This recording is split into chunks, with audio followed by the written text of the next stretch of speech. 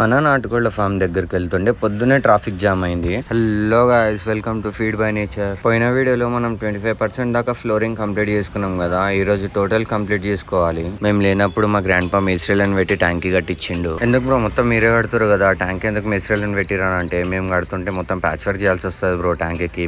మా డాడీ రాళ్ళు ఎత్తుకోయేటట్టు కొడుతుండు, మా తమ్ముడు మాలు కలుపుతుండు, నేను మోసుకుపోతున్నా, మా డాడీ ఈక్వల్ చేస్తుండు. నేను ఊళ్ళోకి వచ్చి సిమెంట్ బస్సాలు వేసుకొని పోతున్నా. హైపర్ హైడ్రోసిస్ వల్ల నేను తక్కువ పని చేసినా ఎక్కువ చెమటలు వస్తుంది. మోటార్ వేద్దామని పోయినా నాకేం అర్థమైతలేదు. కనిపించే ప్రతి బటన్ ఒత్తుకుంటూ కూస్తున్నా. లాస్ట్ కి ఇంకా ఆటోమేటిక్ అనేది ఆన్ ఆఫ్ బటన్ ఉండే అది ఒత్తుతా ఆన్ అయింది. 10 o'clock కి టిఫిన్ చేసుకున్నాము. ఇంకా 2 కడీల దగ్గర వేసుకురావాలి. ఒక్కొక్క కడీలకి 10 feet గ్యాప్ ఉంది. వేసుకొచ్చిన సిమెంట్ ని నేను ప్లేన్ గా వేసుకుంటూ పోతున్నా. మా డాడీ నీళ్ళు చల్లుతుండు. దీంట్లో మా డాడీ ఇంజనీర్, మా తమ్ముడు ఫ్లోర్ పైనర్, నేను కూలీ నెంబర్ 1.